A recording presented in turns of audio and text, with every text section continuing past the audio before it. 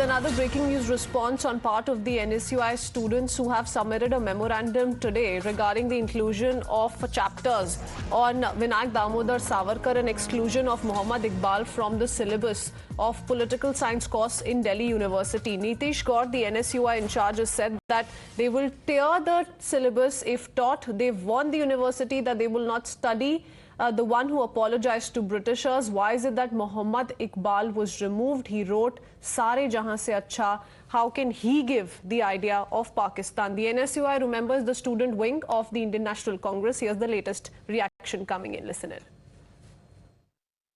हमने विश्वविद्यालय को ये चेतावनी दी है कि जिस प्रकार आप इतिहास के साथ छेड़छाड़ करने का प्रयास कर रहे हैं, आप जिस प्रकार दिल्ली विश्वविद्यालय के इतिहास को बदलने का काम कर रहे हैं, हमारे देश के इतिहास को बदल करके अपना इतिहास थोपने का काम कर रहे हैं, वो कतई बर्दाश्त नहीं किया जाएगा।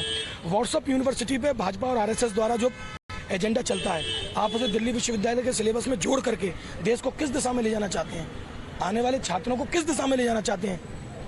अल्लामा इकबाल जिन्होंने कहा सारे जहां से अच्छा हिंदुस्तान हमारा, हम बुलबुलें हैं इसकी, ये गुलसिता हमारा, आप उनको हटाना चाहते हो सिलेबस से, क्यों? लेकिन वाइस चांसलर का ये कहना है आपके मिस्टर योगेश सिंह जी का कि इकबाल जो मोहम्मद इकबाल पाकिस्तान के पोएट रह चुके हैं और साथ ही साथ उन्होंने टू नेशन थ्योरी के पीछे उन्हीं का आइडिया था। मेरा उनसे ये प्रश्न है, सारे जहां से अच्छा हिंदुस्तान हमारा, सारे जहां से अच्छा हिंदुस्तान हमारा, हम बुलबुलें हैं इसकी, ये गुलसिता हमारा, ये गाना सुना है बीसी ने या नहीं सुना? या बीसी को इतिहास की कमी है तो इस्तीफा दे दें। अगर उन्हें इतिहास नहीं पता और वो झूठा इतिहास लेके आना चाहते हैं कि पाकिस्तान के फाउंडर मेंबर रहे हैं, अगर पाकिस्तान के फाउंडर मेंबर रहे हैं तो ऐसा गाना उन्होंने क्यों लिखा? अगर ये पढ़ाया जाएगा तो आप लोग क्या करेंगे? वीर सावरकर से लेकर तमाम चीजें, इस प्रकार के गलत इतिहास को, जो इस देश को भ्रमित करने का इतिहास है, हम उसे सिलेबस में नहीं आने देंगे। हम उसका पुरजोर विरोध करेंगे और निरंतर विरोध करेंगे, हम पीछे नहीं हटेंगे। हाल फिलहाल के लिए तो 5th सेमेस्टर में से इंक्लूड कर दिया है, हम इसे फाड़ के फेंक देंगे। हमारा प्रदर्शन जारी रहेगा। आज हमने अभी चेतावनी दी है विश्वविद्यालय को और समय दिया है कि आप इस पर पुनर्विचार करें और इसको खत्म करें, अन्यथा हम इसे बर्दाश्त नहीं करेंगे। इसका क्लासों में जा जाकर विरोध होगा, कैंपस में जा जाकर विरोध होगा, हम इसे बर्दाश्त नहीं करेंगे। वीर सावरकर जिनके पूरे पेपर को पहली बार डीयू में पॉलिटिकल साइंस में यही तो दिखाना चाहते हैं, ये गलत इतिहास देश को बताना चाहते हैं। जिन्होंने माफी मांगी हो इस देश के आजादी के समय में, ऐसे माफी वीरों को आप सिलेबस में डालना चाहते हैं। देश के युवाओं को, आगे आने वाली पीढ़ी को आप क्या संदेश देना चाहते हैं? ये भ्रमित करने वाली बात है, इसको कतई बर्दाश्त नहीं किया जाएगा। वाइस चांसलर से मिले, उनकी क्या प्रतिक्रिया थी? वाइस चांसलर से आज मुलाकात नहीं हो पाई। डीएसडब्ल्यू ने ये हमारा मेमोरेंडम लिया, हमने उन्हें चेतावनी दी तो उन्होंने हमें आश्वासन दिया है कि इस पर दोबारा बैठक होकर चर्चा होगी और अगर नहीं होती तो हम इस पर दोबारा आंदोलन करेंगे। Let's quickly go across to Tetri. Tetri, you had a detailed conversation with the NSUI member. How do they plan to take this forward? They're in no way ready to accept the change that has been announced on part of Delhi University as far as this change in curriculum is concerned. They're saying that they will tear the syllabus apart.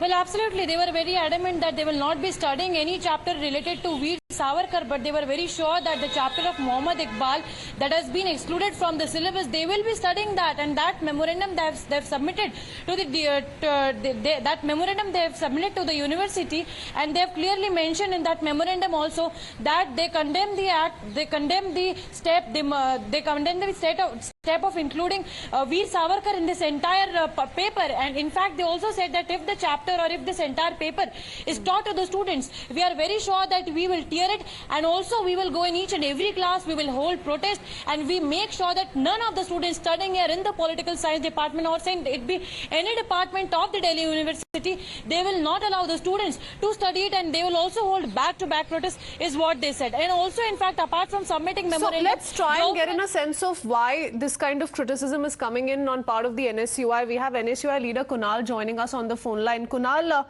we did hear from the NSUI say that they're not okay with the fact that there will be chapters on Veer Savarkar in the political science course in Delhi University, and Muhammad Iqbal's chapter should be, left untouched. So, what is the criticism and opposition all about? आपका बहुत बहुत धन्यवाद ma'am, आपने इस मुद्दे पे चर्चा करने का वो रखा। प्रॉब्लम क्या है कि मैम दिल्ली यूनिवर्सिटी के वीसी साहब जो हैं वो आरएसएस और बीजेपी के हिसाब से इस देश के अंदर और दिल्ली यूनिवर्सिटी के अंदर काम करना चाह रहे हैं। पहली बात तो ये कि इसी मीटिंग के अंदर ये चर्चा करते हैं कि अंबेडकर जी का टॉपिक हटाया जाएगा। उसके बाद फिर इन्होंने बोला कि महात्मा गांधी जी के टॉपिक को हम 6th सेमेस्टर में ऑप्शनल में शिफ्ट करेंगे और और वीर सावरकर, जो कि वीर सावरकर कहलाता ही नहीं है, इस देश की लोगों ने उसको वीर बना दिया गया है। उसके कोई काम ऐसे कुणाल, पर काफी सारे मेंबर्स हैं उस काउंसिल के जिन्होंने ये भी कहा कि जो मोहम्मद इकबाल की कंट्रीब्यूशंस हैं वो शायद आउटवे हो गई हैं जो भी उनका नेगेटिव कंट्रीब्यूशन था या कंट्रीब्यूशन टू द पार्टीशन था उससे, and that's why perhaps this decision has been taken. But we will continue to track this Kunal, we are running out of time, so we will have to head into a very quick break. We will be right back with the latest on the other side. Stay tuned.